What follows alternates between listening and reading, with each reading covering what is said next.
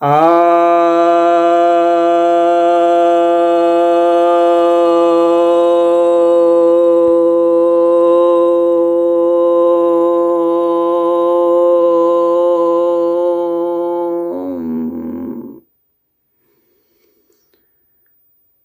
सभी भक्तजनों को सप्रेम नमन। भक्तों, आज मैं आपके समक्ष नारद भक्ति सूत्र के दूसरे अनुवाक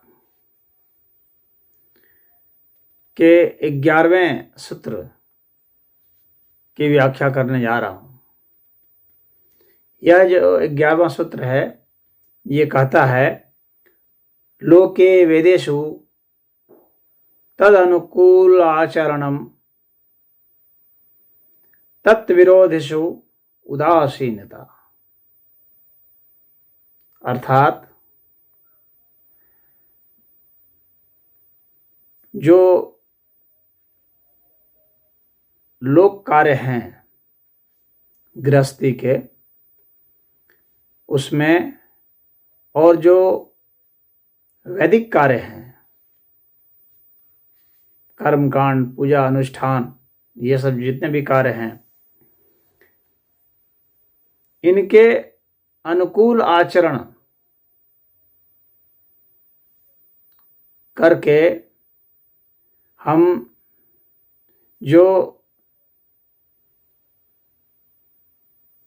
विरोध भाव है ईश्वर के प्रति,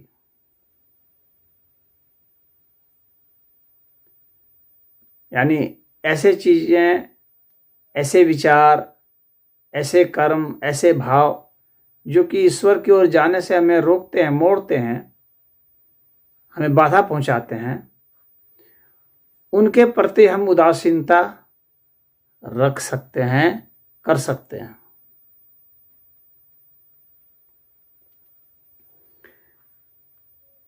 तो यहां पर कहने का तात्पर्य यह है कि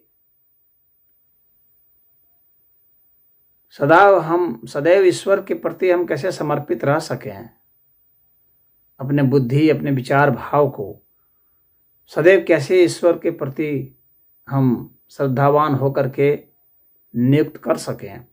इसके लिए यह जरूरी है कि उसके प्रति जो विरोधाभास है या जो बाधाएं हैं, उन सब के प्रति हम उदासीन हो जाएं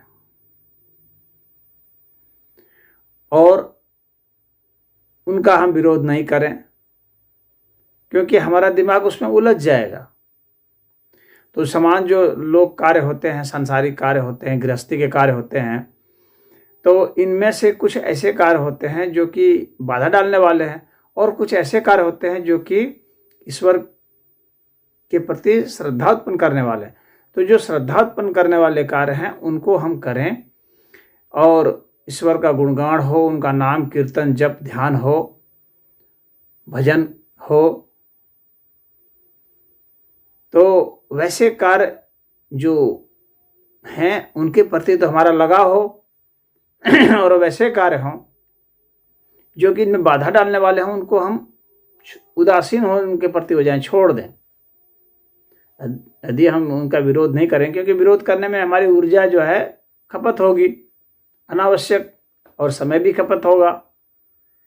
तो समय और ऊर्जा दोनों को हम बचा सकते हैं और अनावश्यक दूसरों से उलझने से दिमाग में एक उलझन पैदा होगी, शत्रुता, कटुता पैदा होगी, तो उससे हम बच सकते हैं। उसी तरह से जो वेद शास्त्र में जो कर्मकांड वगैरह सब दिए हुए हैं, जिसमें बहुत सारे ऐसे कर्मकांड हैं जिनका कि बहुत लेना देना नहीं है ईश्वर के प्रति। कोई ईश्वर की प्राप्ति के लिए कर रहा है, कोई पुत्र प्राप्ति का यजन कर रहा है, यानी कई कई तरह के कर्मकांड होते हैं।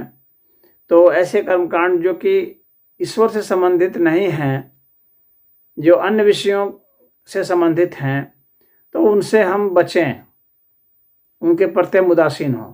और ऐसे कर्मकांड जो कि ईश्वर आराधना के लिए ही है, तो उसको हम कर सकते हैं, उसमें कोई दिक्कत नहीं है। तो यदि भक्त ऐसे कर्मकांड जो कि ईश्वर की आराधना के लिए ही हैं, उनके गुणगान के लिए ही हैं, तो वहाँ पर है जो शांति यज्ञ है, ध्यान यज्ञ है, इस तरह के जो यज्ञ हैं वैसा हम करें तो अच्छा है। तो भक्त के लिए यह बहुत ज़रूरी है, अनन्य भक्त के लिए यह ज़रूरी है कि वह वैसे कार्यों को ही चुने जो कि ईश्वर के प्रति श्रद्धा को बढ़ाने वाले कार्य हों, और ऐसे कार्यों से परहेज करे, उदासीन रहे जो कि उसमें हमारे भीतर में शंका उत्पन्न करे, संशय उत्पन्न करे, विरोध उत्पन्न करे, बाधाएं उत्पन्न करे। ऐसे यहाँ कहने का अर्थ यह नहीं है कि यदि कहीं कोई वैचारिक रूप से कुछ हमला करता है या ऐसे गलत सिद्ध करता है तो भक्त को नहीं खोजना चाहिए, ऐसा नहीं है।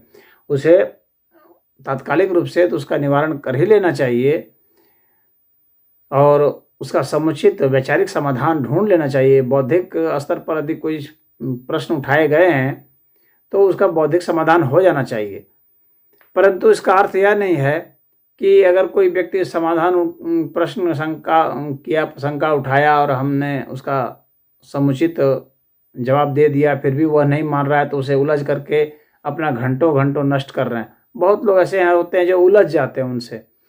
तो यहाँ पर उलझने का कोई मतलब नहीं है।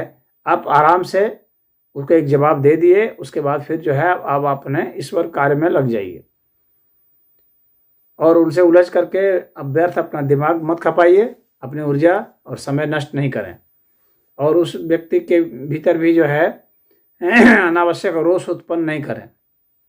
तो यह भक्त का काम नहीं है। भक्त को उसके प्रति उदासीन हो जाना चाहिए। एक बार आपने आंसर दे दिया, ठीक है, वो संतुष्ट होता है नहीं संतुष्ट होता है ये उसका प्रॉब्लम है। उससे विवाद को आगे बढ़ाते हुए, जो कि अधिकतर जो ज्ञान योग से जो लोग होते हैं वे पूरा उलझ जाते हैं, भिड़ जाते हैं, घंटों घंटों उस पर बहस करते रहते हैं।